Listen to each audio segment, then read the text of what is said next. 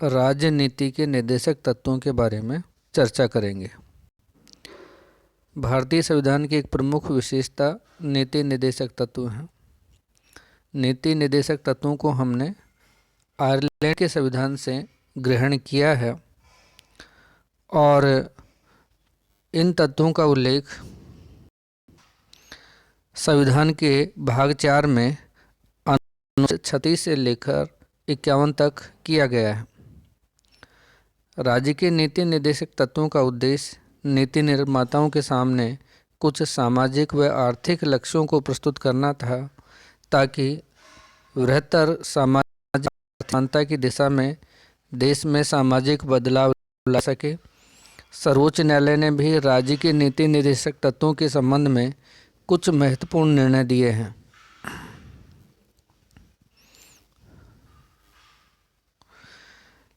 नीति निर्देशक तत्वों का अर्थ एवं स्वरूप। भारतीय संविधान की एक प्रमुख विशेषता नीति निर्देशक तत्व हैं।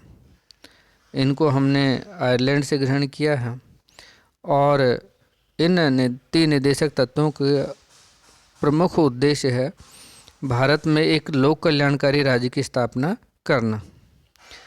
इन तत्वों में उन बातों का समावेश किया गया है जिन्हें यदि कार्य रूप में परिणित किया जाए तो राज्य के एक लोक कल्याणकारी स्वरूप की स्थापना की जा सकती है। नीति निर्देशक तत्व राज्य के सम्मुख कुछ आदर्श उपस्थित करते हैं और राज्य से ये मांग करते हैं कि वो नागरिकों के लिए कुछ ऐसी व्यवस्थाएं करे जिससे कि आर्थिक विकास, सामाजिक न्याय का उद्देश्यों को प्राप्त किया जा सके। यद्यपि नीति निर्देशक तत्व एक प्रकार से राज्य के लिए नैतिकता के सूत्र हैं तथा देश में स्वस्थ एवं वास्तविक प्रजातंत्र की स्थापना की दिशा में ये प्रेरणा देने वाले हैं।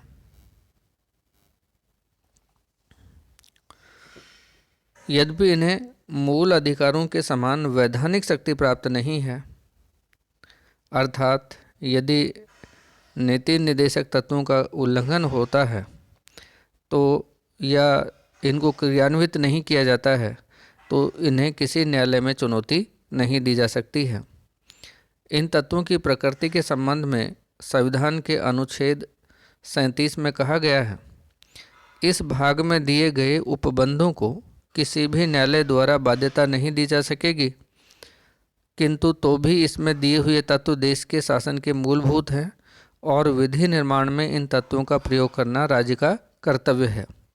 तो इस प्रकार से स्पष्ट है कि नीति निर्देशक तत्वों को मूल अधिकारों के समान वैधानिक शक्ति प्राप्त नहीं है, अर्थात निर्देशक तत्वों की क्रियान्विति के लिए न्यायालय के द्वारा किसी प्रकार का आदेश नहीं दिया जा सकता है।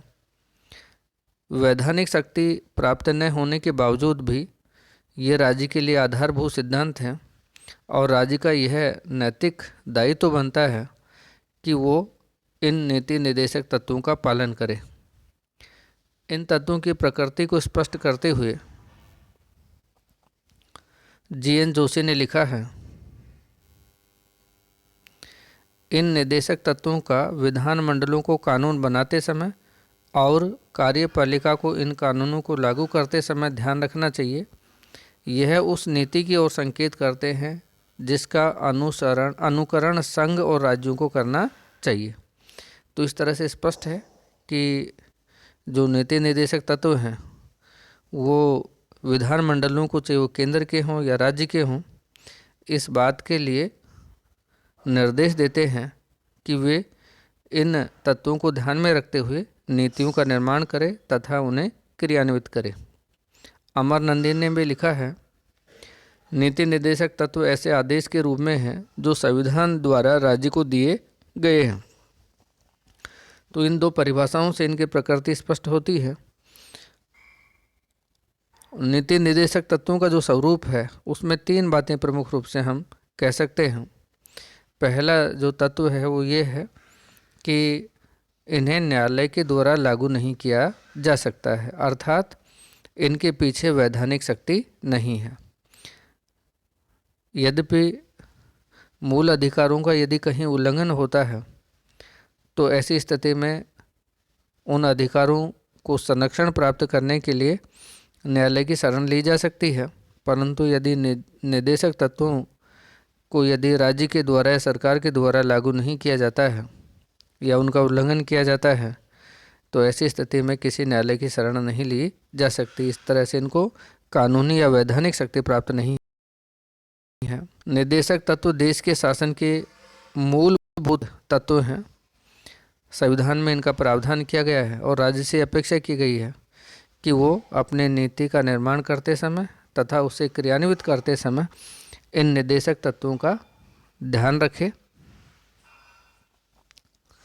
तीसरा जो प्रमुख चीज़ है वो है कि कानून बनाते समय इन तत्वों का प्रयोग करना राज्य का कर्तव्य निश्चित किया गया है।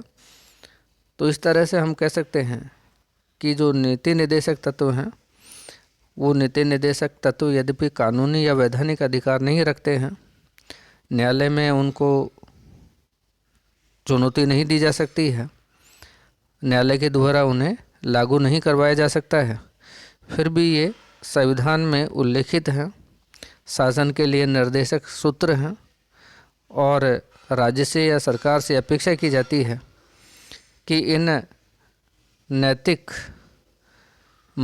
मापदंड का पालन करते हुए कानून बनाएंगे और उसके अनुरूप शासन का संचालन करेंगे।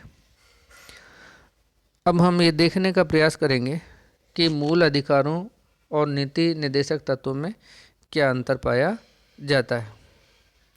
यद्यपि मूल अधिकार और नीति निर्देशक तत्व दोनों ही शासन के महत्वपूर्ण भारतीय संविधान के महत्वपूर्ण उपबंध हैं, यदि हम मूल अधिकारों को साध्य कहें तो नीति निर्देशक तत्वों को हम साधन कह सकते हैं और इस रूप में इन दोनों में घनिष्ठ संबंध पाया जाता है।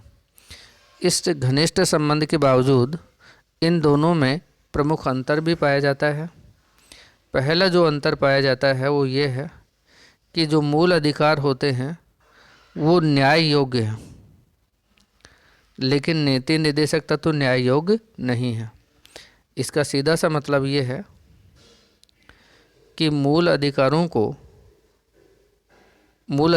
का उल्लंघन होने पर न्यायालय की शरण ली जा सकती है और संविधान के अनुच्छेद 32 में ये कहा गया है कि सर्वोच्च न्यायालय तथा उच्च न्यायालय को यह अधिकार है कि वे मूल अधिकारों को कार्यान्वित करने के लिए उचित कार्यवाही करे।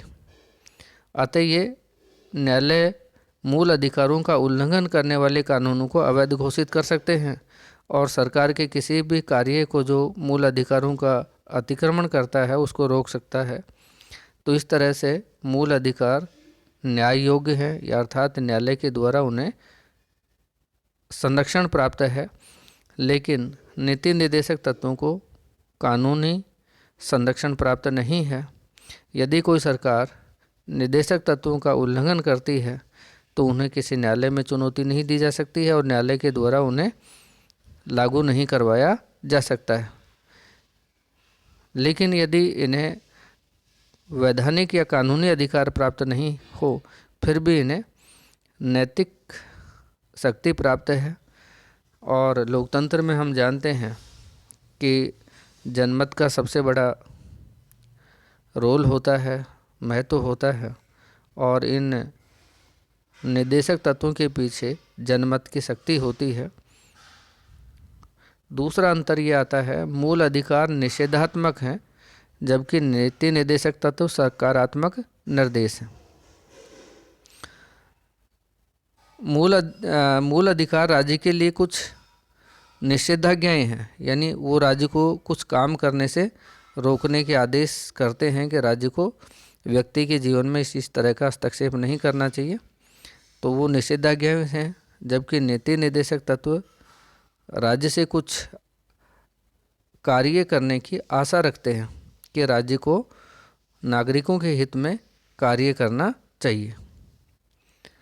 इस संबंध में एलन ग्लेडहिल ने लिखा है, मूल अधिकार तो कतिपय निषेधाज्ञाएं हैं और उनके द्वारा राज्य को कुछ कार्य करने से रोका जाता है। इसके विपरीत राज्य नीति के निर्देशक तत्व सरकार को कुछ सकारात्मक आदेश देते हैं जिन्हें पूरा करना उनका दायित्व है।